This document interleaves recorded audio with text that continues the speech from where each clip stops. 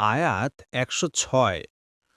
يا أيها الذين آمنوا شهادة بينكم إذا حضر أحدكم الموت حين الوصية اثنان ذوى عدل منكم أو آخران من غيركم إن أنتم ضربتم في الأرض فأصابتكم مصيبة الموت تحبسونهما من بعد الصلاة فيقسمان بالله إن ارتبتم لا نشتري به ثمنا ولو كان ذا قربى ولا نكتم شهادة الله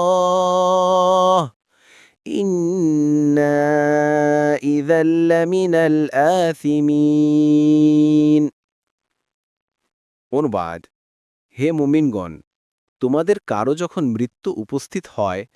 তখন ওসিয়াত করার সময় তোমাদের মধ্য থেকে দুজন ন্যায়পরায়ণ লোককে সাক্ষী রাখবে অথবা অন্যদের থেকে দুজন সাক্ষী মনোনীত করবে যদি তোমরা সফরে থাকো এবং তোমাদেরকে মৃত্যুর বিপদ পেয়ে বসে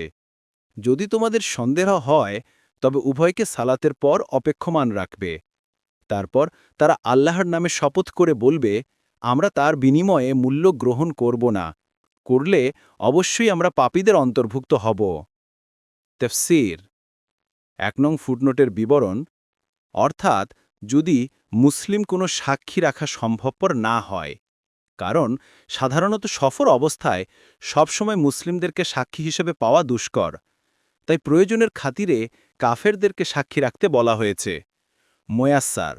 তবে তাদেরকে সাক্ষী রাখার ক্ষেত্রে কী নিয়মাবলী অনুসরণ করতে হবে তা এ আয়াতে বর্ণনা করা হয়েছে পরবর্তী তাফসিরে যেতে ভিডিওটি শেষ হওয়ার পূর্বেই এই বক্সে ক্লিক করুন ভয়েস বা উচ্চারণে অনিচ্ছাকৃত ত্রুটি ক্ষমাসুন্দর দৃষ্টিতে দেখবেন ইনশাআল্লাহ